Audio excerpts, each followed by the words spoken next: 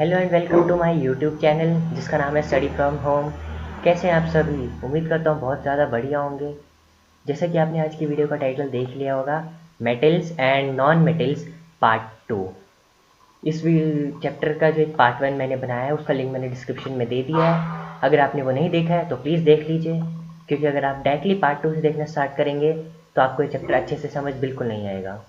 तो चलिए दोस्तों, बिना टाइम वेस्ट की वीडियो को स्टार्ट करते हैं। वीडियो स्टार्ट होने से पहले मेरी आपसे एक गुजारिश है कि आप प्लीज़ चैनल को सब्सक्राइब कर लें और बेल आइकन को हिट कर दें, ताकि जब भी मैं नई वीडियोस डालूं तो आपको नोटिफिकेशन मिल जाए।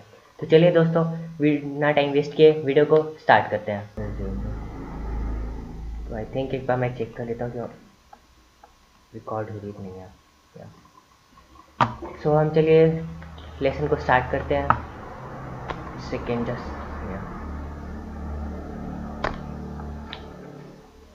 शो स्लाइड शो चल के मैं आई थिंक मुझे इसका थोड़ा सा साइज छोटा कर लेना चाहिए, वरना लेसन को इसके कारण लेसन की हेडिंग्स वगैरह हो जाती हैं। तो चलिए दोस्तों, इसमें मैंने जैसे आपको बता दिया था कि मैं इस लेसन में मेटल्स एंड नॉन मेटल्स की जो केमिकल प्रॉपर्टीज़ होती हैं उनके बारे में बात करूँगा। तो हमारे पास चलिए, तो मेटल्स एंड केमिकल प्रॉपर्टीज़ मैं आई थिंक इसको साइड में रख लेते हैं।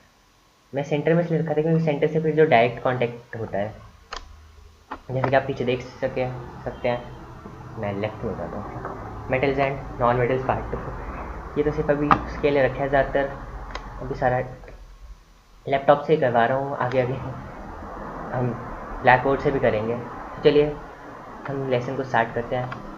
पहले है metals chemical properties. The various chemical properties of metals are. मैंने आपको मेटल्स के बेसिक करेक्टरिस्टिक्स जो फिजिकल प्रॉपर्टीज़ थी वो करवा दी थी, उनका नंबर करवा दिया था। तो अगर आपको याद नहीं रहा है तो मैं बता देता हूँ। हमने बेसिक चीज़ें की थी मेटल्स के बारे में। तो देयर आर टोटल 95। एक्चुअली मेरे पास अभी वो अवेलेबल नहीं है पेन, तो मैंने ऑनलाइन ऑर्डर किया। अब देखते हैं कब तक आएगा। जब तक नहीं आ रहा है तब तक ये माउस वगैरह से ही काम चलाना पड़ रहा है। देयर आर टोटल 95 मेटल्स और likely to be such in our periodic table. तो मैंने आपको उस वीडियो में सारा क्लियर करवाया कि लाइकली टू बी सच क्या है, कितने मेटल्स क्यों हैं, इतना क्या करेक्टरिस्टिक्स है, सब कुछ। इस वाली वीडियो जो है हमारी, बेसिकली हम इसमें केमिकल प्रॉपर्टीज़ के बारे में ही बात करेंगे। चलिए स्टार्ट करते हैं। तो पहली चीज़ आ गई, मेटल्स आर इलेक्ट्रो पॉजिटिव। अब ये जो टर्म्स हैं ये हैं इंपॉर्टेंट वाली। ये बोर्ड्स वगैरह में नहीं आती, लेकिन ये नहीं, I am sorry, I think I need, तो ढूंढना मुश्किल होता है यहाँ पे। कंट्रोलिंग से कलर चेंज कर दूँगा, इरेज या, sorry for the disturbance. Metals are electropositive. ये टर्म्स बोर्ड एग्जाम्स के हिसाब से कोई ज़्यादा ज़रूरी वाली नहीं है 10th क्लास के लिए। प्लस वन में इनके बारे में सब कुछ है, लेकिन 10th में इनका ज़्यादा नहीं है। कई बार एनटीसी वगैरह में ऐसे क्वेश्चंस आ जाते हैं, इसलिए मैंने बोला कि बोर्ड एग्जाम में तो इनकी इतनी ज़रूरत नहीं पड़ती है। बस जैसे आपको डिफरेंस आ गया तो आपने बस इतनी लाइन देनी कि मेटल्स आर इलेक्ट्रोपॉजिटिव। मैं आपको क्लियर करवा देता हूँ कि क्या होता है electropositive. Electropositive, these are the elements which loses electron। Lose कब करेंगे इलेक्ट्रॉन? जब वो बॉन्ड फॉर्म करेंगे। अब बॉन्ड फॉर्मेशन बहुत आगे एक बहुत वाइड टॉपिक है, तो उसके बारे में ज़्यादा डिस्कशन तो करेंगे नहीं, वो सारा प्लस वन क्लास का है, तो 10th में मैं उतना ज़्यादा आपको बताऊंगा नहीं। तो these are the elements which loses electron. ये वो एलिमेंट्स होते हैं जो जब बॉन्ड फॉर्म करेंगे किसी के साथ, जब भी किसी के साथ रिएक्शन करेंगे। रिएक्शन में ज़्यादातर होता नहीं, लेकिन हाँ चलो रिएक्शन मान लो, बॉन्ड मान लो। जब भी किसी के साथ बॉन्ड फॉर्मेशन करेंगे, रिएक्शन करेंगे, तो ये इलेक्ट्रॉन को लूज कर देते हैं, ये जो एलिमेंट्स होते हैं electropositive. And attains positive charge. Attains positive charge मतलब जैसे कि मान लीजिए हमारे पास ऐसे ही है कि ये हमारे पास ए प्लस बी, ए प्लस बी आप समझ ही गए होंगे। इसका मैं नीचे रिएक्शन लिख देता हूँ, 12 ए, रुके नहीं है यहाँ से एग्जैक्ट नहीं आएगा, एग्जैक्ट टर्म्स हैं वो इधर बाद में ही लिखवाऊंगा।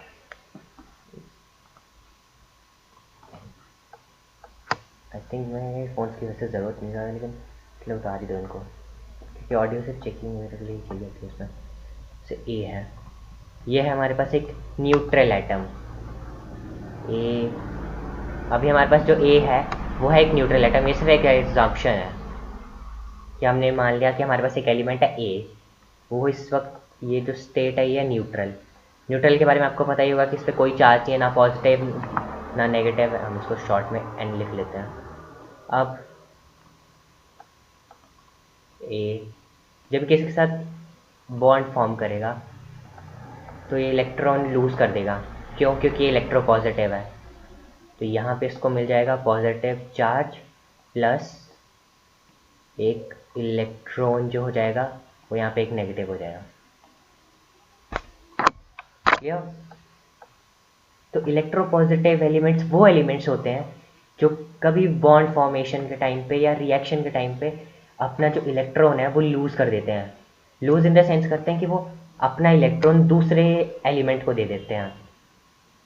अब जब वो दूसरे को दे देंगे तो उनके पास पॉजिटिव चार्ज आ जाएगा। ये सब तो आपने सब कुछ पढ़ा ही होगा, पॉजिटिव नेगेटिव चार्जेस कब आता है, कैसे आता है। क्लियर?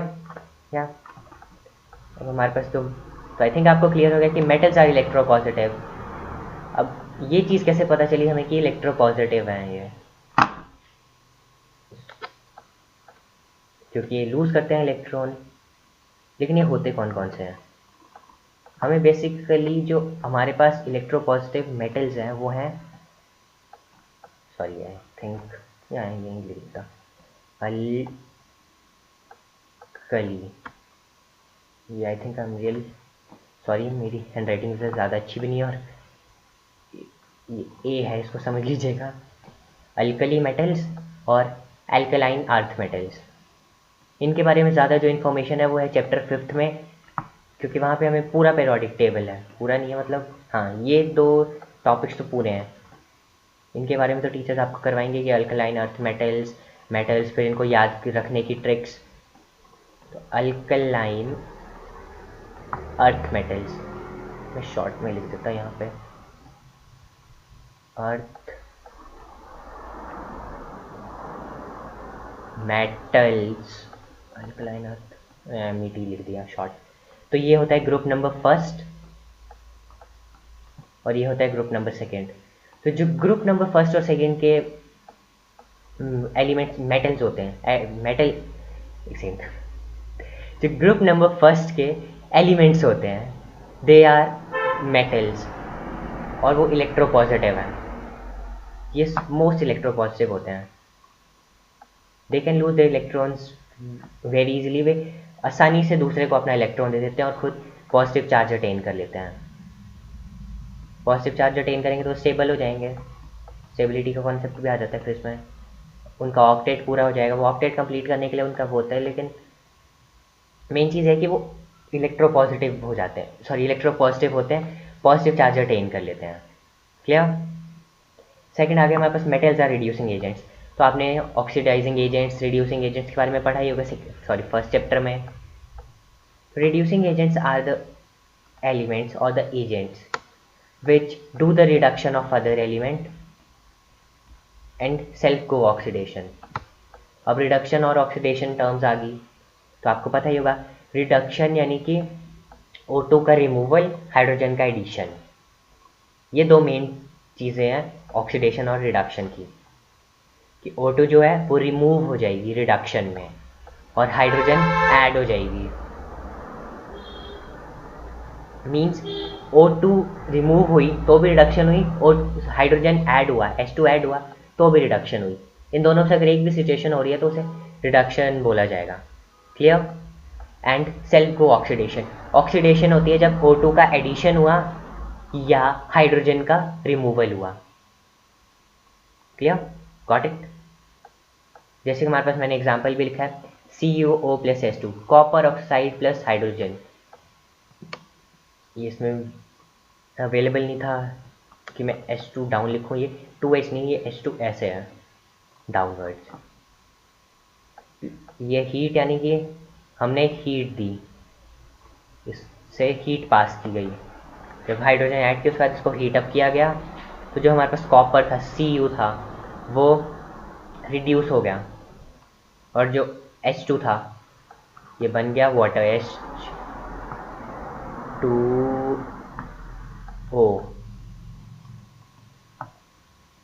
क्लियर? या जो हमारे पास कॉपर ऑक्साइड था उसकी होगी रिडक्शन, और H2 जो था उसकी होगी क्या होगी? ऑक्सीडेशन। क्लियर? तो हमारे पास H2 क्या आ गया? H2 आ गया हमारे पास रिड्यूसिंग एजेंट। क्या आ गया? रिड्यूसिंग एजेंट, क्योंकि उसने दूसरे की तो रिडक्शन करवा दी लेकिन खुद की क्या कर ली? ऑक्सीडेशन। क्लियर? क्या? अब दूसरी चीज़ आ जाती है ऑक्सीडाइजिंग एजेंट्स। वो यहाँ पर नहीं है, वो नॉन मेटल्स में आते हैं, लेकिन मैं यहीं पे करवा देता हूँ आपको।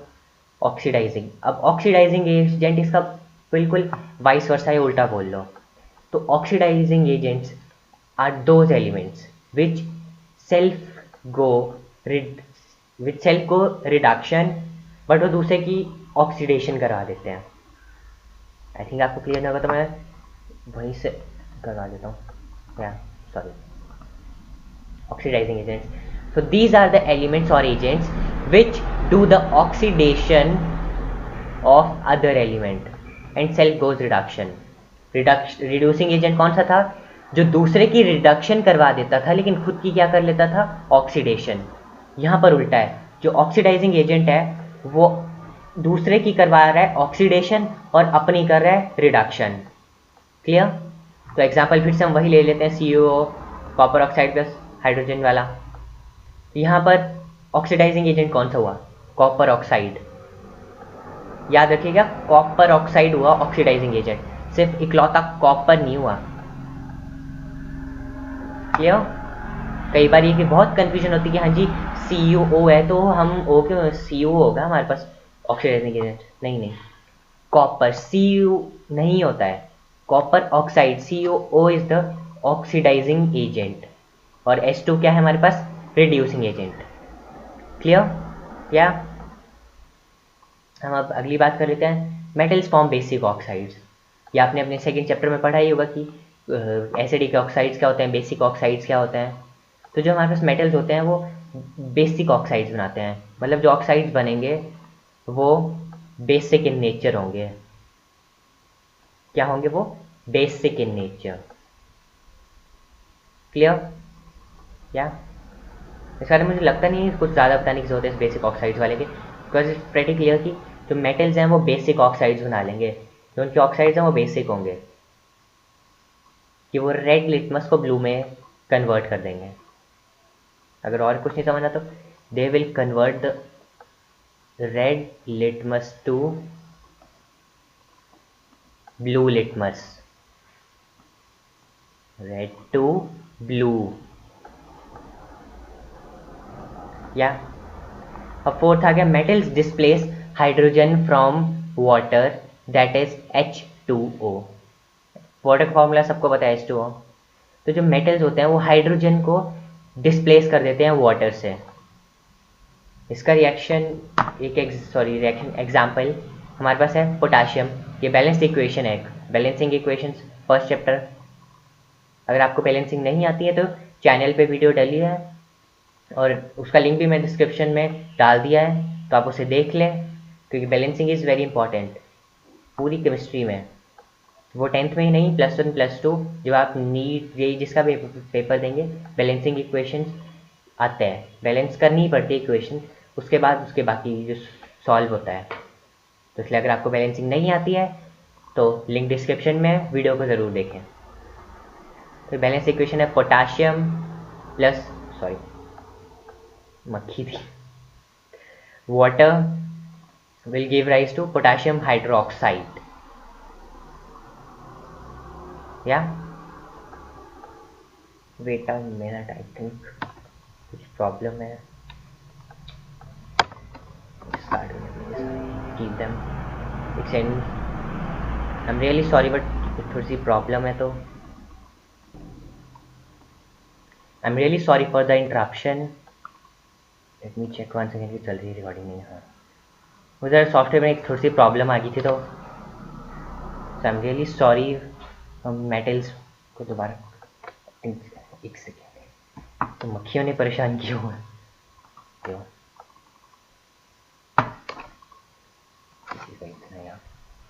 तो हम ये करे थे कि दोबारा एक बार मैं समझा देता हूँ आपको।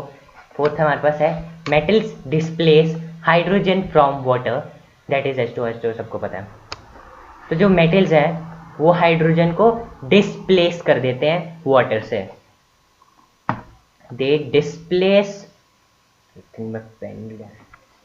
Displace hydrogen from water.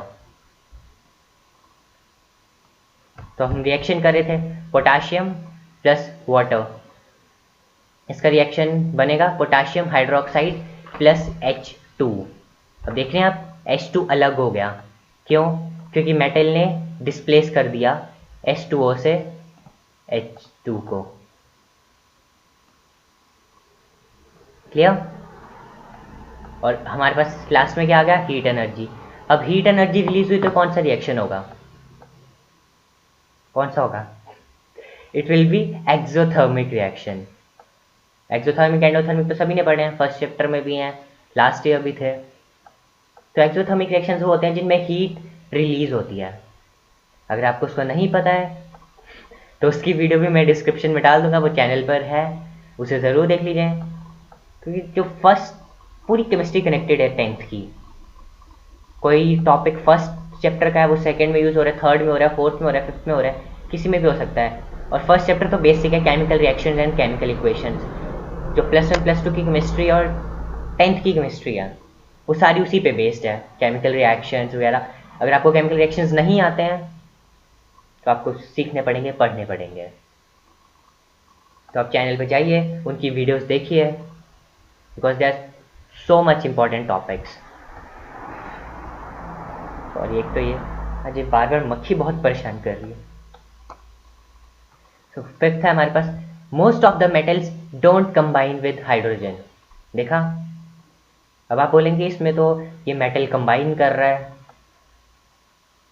तो अकेले हाइड्रोजन नहीं, यहाँ पे क्या है? पूरा H2O, पूरा वाटर। यहाँ पे अकेला हाइड्रोजन थोड़ी था, पूरा वाटर था ना, तो उसके साथ कंबाइन किया हो। तो most of the metals don't combine with hydrogen but some. अब मैंने आपको पिछली वीडियो में बताया था, जहाँ केमिस्ट्री वहाँ एक्सेप्शंस तो ज़रूर आएंगी। तो यहाँ पे हमारे पास एक्सेप्शंस के हैं, बहुत एक्सेप्शंस हैं। तो but some combine and they form metal hydroxide, या मेटल हाइड्रोक्साइड बना था हमारे पास। And they are electrovalent, sorry यहाँ पे कंपाउंड्स होना था, उसको कट कर दीजिए, यहाँ पर होगा इलेक्ट्रोवैलेंट कंपाउंड्स। एक्चुअली थोड़ा कंपाउंड्स आप समझ ही जाएंगे। एक तो कंपाउंड्स, मेरी हैंडराइटिंग कुछ ज़्यादा अच्छी नहीं है सर, अजय माउस में। They form electrovalent compound. अब इलेक्ट्रोवैलेंट कंपाउंड, इलेक्ट्रोवैलेंट ही 10th क्लास का टॉपिक नहीं है, लेकिन अगर आप ज़्यादा सीखना चाहते हैं, क्योंकि ऐसे क्वेश्चन एनटीएससी वगैरह में पूछ आते हैं, एनटीएससी नहीं और भी बहुत MCQ वाले टेस्ट होते हैं, यानी कि ऑब्जेक्टिव टेस्ट होते हैं, बहुत होते हैं वो, नेट पे आपको बहुत 1000 टेस्ट मिल जाएंगे।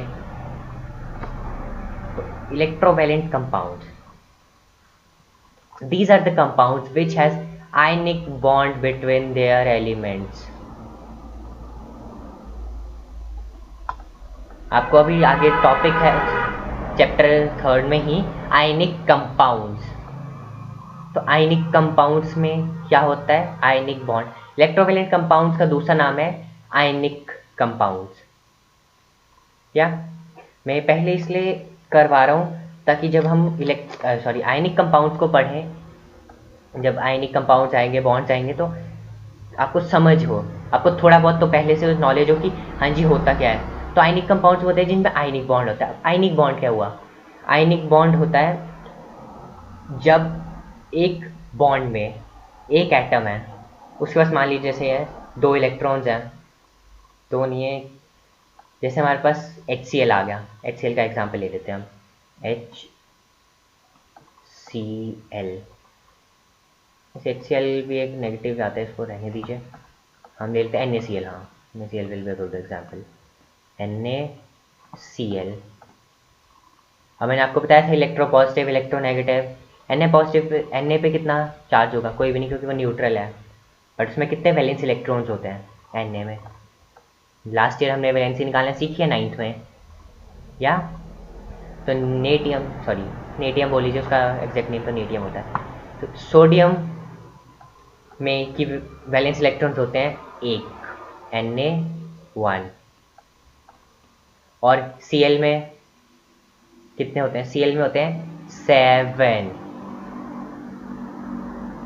अब इनको सबसे बेस्ट तरीका ये है कि ये आपस में कंबाइन कर ले और जो Na है वो पॉजिटिव बन जाए। पॉजिटिव कैसे बनेगा, ये अपना एक इलेक्ट्रॉन इसको दे देगा, Cl को दे देगा, ताकि इसका ऑक्टेट पूरा हो जाए। और जब ये एक इलेक्ट्रॉन यहाँ लूज कर देगा तो ये क्या हो जाएगा, ये भी ऑक्टेट पूरा कर लेगा, स्टेबल हो जाएगा। तो ये हो गया Na पॉजिटिव और क्लोरीन क्या हो गया, नेगेटिव। तो जो बॉन्ड इलेक्ट्रॉन को लूज करके या गेन करके बनता है उसे बोलते हैं आयनिक बॉन्ड। अभी एक सिंपल सी डेफिनेशन है जो आप याद रख सकते हैं, आगे इस चैप्टर में और इसकी एग्जैक्ट सी डेफिनेशंस आती हैं, लेकिन अभी आप इसको ये इतना याद रखिए कि जो बॉन्ड इलेक्ट्रॉन गेन करके ये लूज करके बनता है उसको बोलते हैं आयनिक बॉन्ड। और जिन कंपाउंड्स में आयनिक बॉन्ड्स होते हैं उन्हें बोलते हैं आयनिक कंपाउंड्स या इलेक्ट्रोवैलेंट कंपाउंड्स। क्लियर? तो जो मेटल्स ये जो फॉर्म करेंगे वो करेंगे इलेक्ट्रोवैलेंट कंपाउंड्स फॉर्म करेंगे, यानी कि उनके बीच आयनिक बॉन्ड होगा, यानी कि वो इलेक्ट्रॉन्स को गेन करेगा या लूज करेंगे, गेन और लूज दोनों करेंगे। क्लियर? अब हमारे पास एक लास्ट प्रॉपर्टी आ जाती है। ये जो प्रॉपर्टीज हैं सिर्फ बेसिक प्रॉपर्टीज हैं। इस चैप्टर में इसके बारे में जो आपने 3.2 एनसीईआरटी पढ़ी होगी, reactions, reaction with air, water, dilute acids, ये इनका पूरा निचोड़ है। इसको मैं पूरा अपनी नेक्स्ट वीडियोस में कवर करूंगा। हमारा नेक्स्ट टॉपिक वही है कि chemical reactions of metals and non metals. अभी हमारे पास सिर्फ केमिकल प्रॉपर्टीज हैं, अगले वीडियो में हम रिएक्शंस के बारे में भी बात करेंगे। क्या? तो metals displace hydrogen from dilute acids. जो डाइल्यूट एसिड्स होते हैं, अब डाइल्यूट एसिड्स आपने पढ़ा होगा जिनमें वाटर ऐड किया जाता है, जिनमें वाटर नहीं ऐड किया जाता है बल्कि वाटर में एसिड डाला जाता है। क्या ये आपने पढ़ा ही होगी, नॉट एसिड में पानी नहीं डालते लेकिन पानी में एसिड डालते हैं।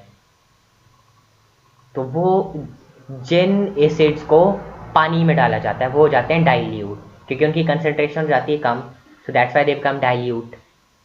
तो metal displace hydrogen from dilute acids. अब जिन डाइल्यूट एसिड्स में हाइड्रोजन होगा वो उससे मेटल्स जब उसके साथ रिएक्ट करेंगे तो उन्हें डिस्प्लेस कर देंगे। तो जैसे रिएक्शन बनेगा, metals plus dilute acids will give rise to salt plus hydrogen. यहाँ पे एक एरो बनता है, ये मैं बना देता हूँ, यहाँ पर भी एरो नहीं था। तो metals plus dilute acids will give rise to salt. Salt जो बनेगा डाइल्यूट एसिड और मेटल का रिएक्शन की वजह से, और हमारे पास लास्ट चीज क्या रह जाती है, H2, क्या है, हाइड्रोजन। क्लियर? क्या? तो आई थिंक आपको केमिकल प्रॉपर्टीज मेटल्स की क्लियर हो गई होंगी। अब हम नॉन मेटल्स के बारे में बात कर लेते हैं। ये भी बिल्कुल फिजिकल प्रॉपर्टीज की तरह है नॉन मेटल्स की, फुल ऑपोजिट, जो मेटल्स में है उसके ऑपोजिट। तो हम चलिए शुरू करते हैं। हम डेफिनेशन तो आपको क्लियर है। Non metals chemical properties. So the various chemical properties of non-metals are, first, non-metals are electronegative. अब ये टर्म्स आ गई ना, electronegative, electropositive, this are very important terms. 10th में तो इनका कोई ज़्यादा यूज़ नहीं है, लेकिन +1 +2 में इनका बहुत यूज़ है इन टर्म्स का। तो इलेक्ट्रोनेगेटिव बिल्कुल ऑपोजिट। इलेक्ट्रोपॉजिटिव में हमारे पास क्या होता था, इलेक्ट्रॉन लूज होता था, या इलेक्ट्रॉन क्या होता था, लूज। और इसमें क्या होगा, इसमें हमारे पास इलेक्ट्रॉन क्या होगा, गेन। आई थिंक मुझे पॉइंटर ले लेना चाहिए, pointer epsilon naught available right now, sorry. तो उसमें हमारे पास क्या होता है, इलेक्ट्रोपॉजिटिव में जो इलेक्ट्रॉन है वो लूज हो जाएगा, और इसमें हमारे पास क्या हो रहा है, गेन हो रहा है इलेक्ट्रॉन। अब इलेक्ट्रोपॉजिटिव में क्या, कौन सा चार्ज आता था, इलेक्ट्रोपॉजिटिव में कौन सा चार्ज आता था, पॉजिटिव या नेगेटिव, पॉजिटिव ना।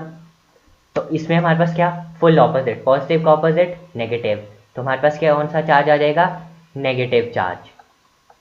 These are the elements which gains electrons, उसमें हम लिखते थे these are the element which lose electrons and attains negative charge, वहां होता था अटेन्स पॉजिटिव चार्ज। क्लियर। जैसे कि मैंने उसमें भी आपको एग्जांपल दिया था एक, उसमें बी, हम बी मान लेते हैं, उसमें हमने ए माना था, तो ये स्टेबल नहीं है क्योंकि इसका ऑक्टेट पूरा नहीं है। इसकी वैलेंसी हम मान लेते, ओके, इसकी वैलेंसी मान लीजिए जैसे क्लोरीन की थी, एग्जांपल मैं आपको डायरेक्टली देता हूँ, उसको लीजिए क्लोरीन। जैसे हमने NaCl का एग्जांपल किया, क्लोरीन की वैलेंसी 7, इसको ऑक्टेट पूरा करने के लिए कितने इलेक्ट्रॉन्स चाहिए, कितने, 1 या 2, बताइए। ऑक्टेट रूल तो सब पढ़ा ही है कि ऑक्टेट कंप्लीट करने 8 इलेक्ट्रॉन्स होने चाहिए आउटर मोस्ट शेल में, तो 1 चाहिए ना इसको।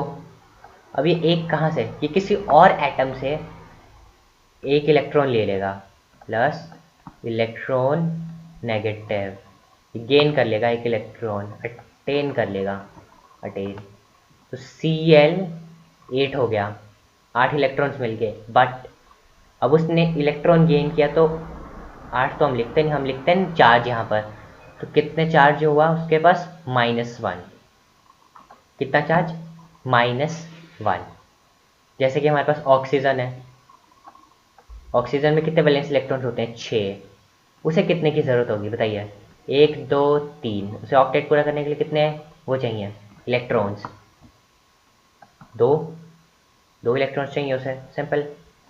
जब 2 इलेक्ट्रॉन्स आ गए तो उसके इलेक्ट्रॉन्स हो गए 8, और क्या चार्ज हो गया उसके ऊपर, ओ कितना नेगेटिव होगा, 1 नेगेटिव 2 नेगेटिव 2। ये याद रखिएगा कि वो जितने इलेक्ट्रॉन गेन करेगा ये लूज करेगा, उसका चार्ज भी उसी पे डिपेंडेंस है।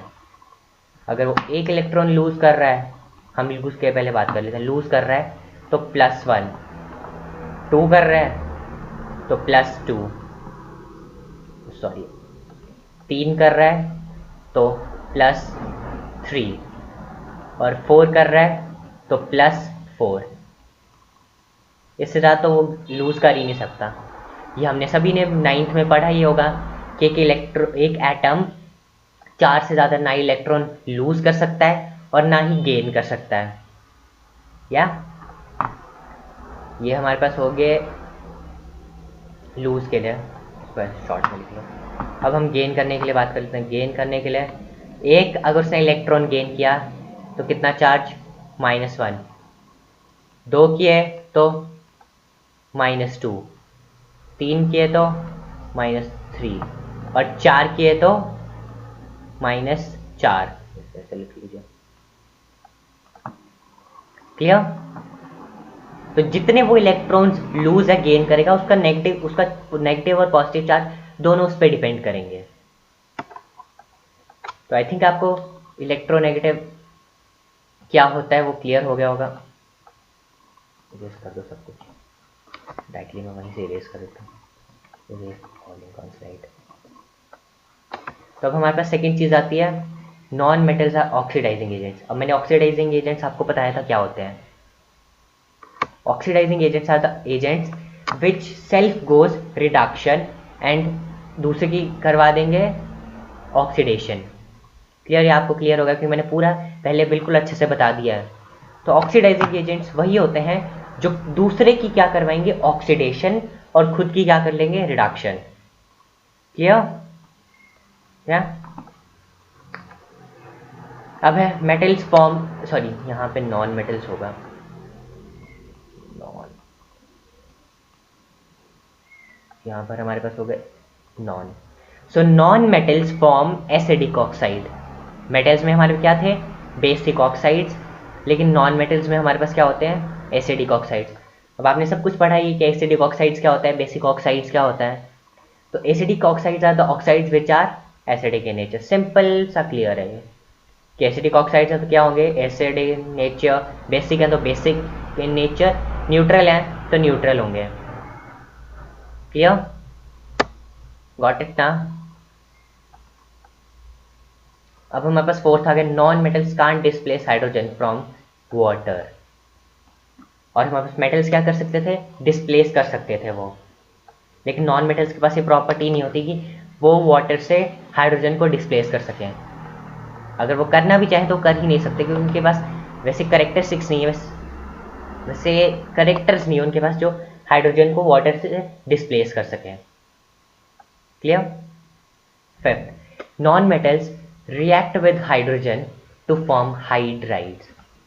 पिछले वाले में क्या बन रहे थे, हाइड्राइड्स बन रहे थे। हाइड्राइड क्या होता है, H नेगेटिव। अब कई खोलेंगे ये तो हाइड्रोजन नेगेटिव, ये हाइड्रोजन नेगेटिव नहीं होता, ये हाइड्राइड होता है। और जो H पॉजिटिव होता है, पॉजिटिव नहीं sorry, H neutral, that is hydrogen. Clear. तो जो हमारे पास H नेगेटिव है दैट इज हाइड्राइड। तो non metals react with hydrogen to form hydrogen hydrides which are covalent compounds. अब पहली चीज तो हमने इतना क्लियर कर लिया कि इलेक्ट्रोवेलेंट कंपाउंड्स क्या होते हैं, कि या आयनिक कंपाउंड्स क्या होते हैं, क्लियर हो गया होगा आपको।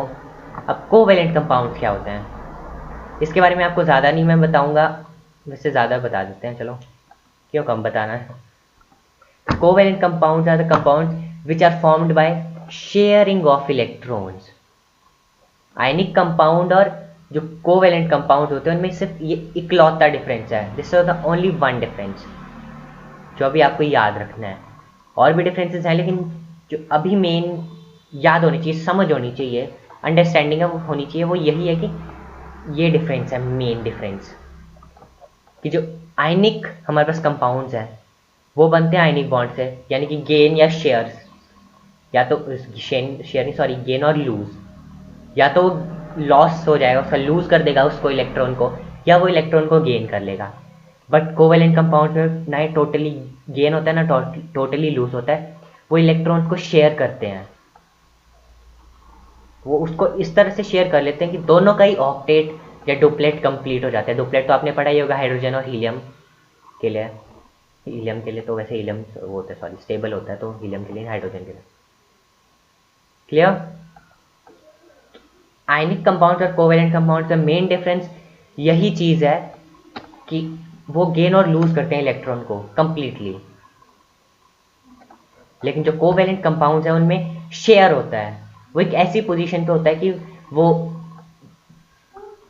वन के पास भी ए और ये बी, तो ये इलेक्ट्रॉन्स को इस हिसाब से शेयर करेंगे। मान लो उसने एक इलेक्ट्रॉन शेयर किया, ये लुईस डॉट स्ट्रक्चर्स हैं जो हमारे पास इस चैप्टर में हैं, आई थिंक यहाँ है इस चैप्टर में लुईस डॉट स्ट्रक्चर 3.5 टॉपिक। अभी मैं इनके बारे में आपको ज़्यादा नहीं बताऊंगा, लेकिन this is A two B. तो इसने एक इलेक्ट्रॉन शेयर किया, इसने दो इलेक्ट्रॉन, एक और इलेक्ट्रॉन शेयर किया। अब ये अपना ऑक्टेट पूरा करने के लिए इन दोनों को अपने पास रख लेगा एक तरीके से। अब ये भी अपना एक ऑक्टेट पूरा करने के लिए इन दोनों को रख लेगा। तो ये क्या हो गया, शेयरिंग हुई, एक ने दिया, ए ने एक इलेक्ट्रॉन दिया, बी ने एक इलेक्ट्रॉन दिया, दोनों का डुप्लेट पूरा हो गया, दोनों का ऑक्टेट पूरा हो गया। मान लीजिए इनके पास अगर कितने हम 7 इलेक्ट्रॉन्स है ना, मैं क्लोरीन ही बार बार एग्जाम्पल ले रहा हूँ क्योंकि वो ये तो ये 1 2 3 4 5 6 एक 7वां इलेक्ट्रॉन इसके पास, इसने शेयर कर लिया। अब इसका भी ऑक्टेट पूरा हो गया, इसका भी ऑक्टेट पूरा हो गया, किसी ने कंप्लीटली लिया, नहीं कि पिछले वाले में तो कंप्लीटली वो ले रहा था और उसके पास चार्ज जा रहा था, बट इसमें कोई चार्ज नहीं आया। क्लियर। इसमें सिर्फ उन्होंने एक ऐसी पोजीशन पर रख लिया कि दोनों को वो इलेक्ट्रॉन मिल जाए। दोनों अपना ऑक्टेट आसानी से पूरा कर लें, डुप्लेट अपना आसानी से पूरा कर लें। क्लियर, गॉट इट ना?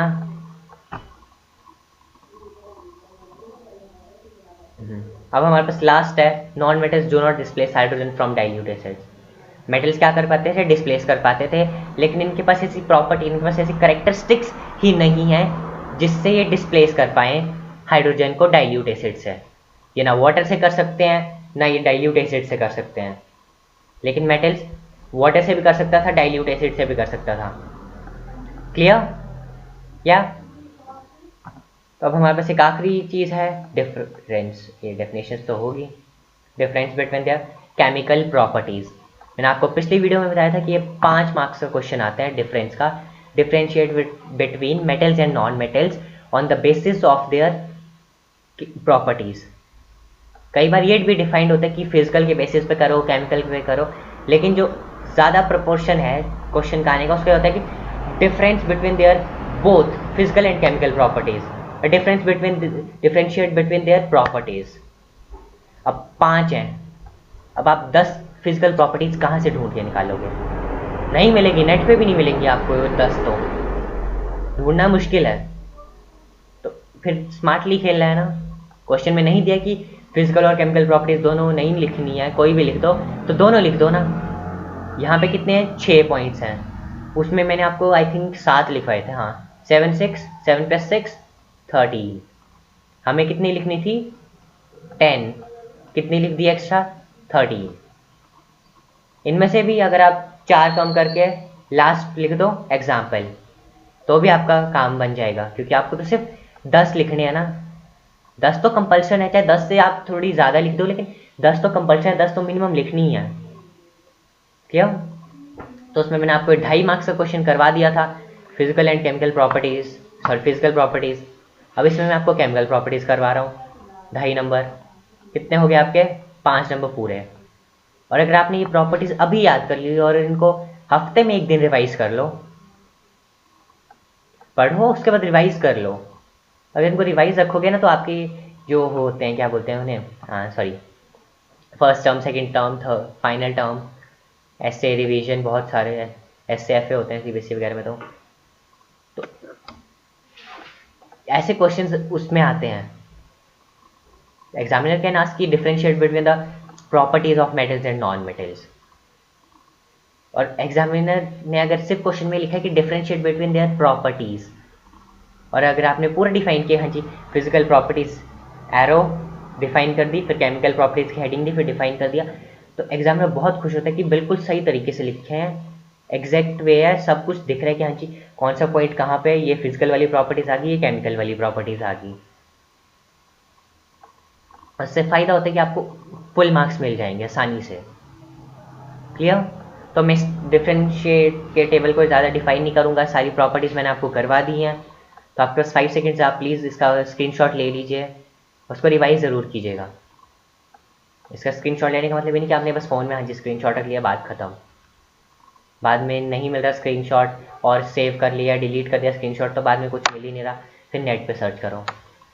वीडियो देखने के बाद इन्हें ज़रूर लिखिएगा, देख के बिना 2 मिनट के लिए इन्हें स्टडी कीजिएगा कि हाँ जी रिवाइज कर लीजिएगा कि क्या क्या है, उसके बाद खुद इनकी डिफरेंस लिखिएगा, तो आसानी से आपको सारी केमिकल प्रॉपर्टीज जो हैं वो याद रहेंगी। क्लियर? या अब एक क्लास थैंक यू की स्लाइड थी जो मैं हर बार उसमें बनाता ही हूँ। तो थैंक यू सो मच, आपने वीडियो देखी। अगर आपने अभी तक चैनल को सब्सक्राइब नहीं किया तो आप चैनल को अभी सब्सक्राइब कर लीजिए, वीडियो को लाइक कर दीजिए और बेल आइकन को भी हिट कर दीजिए, ताकि जब भी मैं नई वीडियोस डालूँ तो आपको नोटिफिकेशंस मिल जाए। और पिछली वीडियो में जिन भी लोगों ने मुझे सजेशंस भेजे थे कि आप ऐसा कीजिए ऐसा कीजिए, तो उनको थैंक यू सो मच, आपने सजेशंस भेजे। अगर इस वीडियो के बारे में आपके पास कोई भी फीडबैक हो, या अब भी आपके पास कोई सजेशंस हो इम्प्रूवमेंट के लिए हमारी, तो दे आर मोस्ट वेलकम। आप प्लीज़ अपने सजेशंस हमारे साथ शेयर कीजिए ताकि हम अपने आप को इम्प्रूव कर पाएँ। तो thank you so much video देखने के लिए, तब तक के लिए बाय बाय। अब हम मिलेंगे कल मेटल्स एंड नॉन मेटल्स के पार्ट 3 के साथ, जिनमें मैं केमिकल रिएक्शंस के बारे में डिस्कस करूँगा जो मेटल्स और नॉन मेटल्स के बीच में होते हैं। तो तब तक के लिए बाय बाय।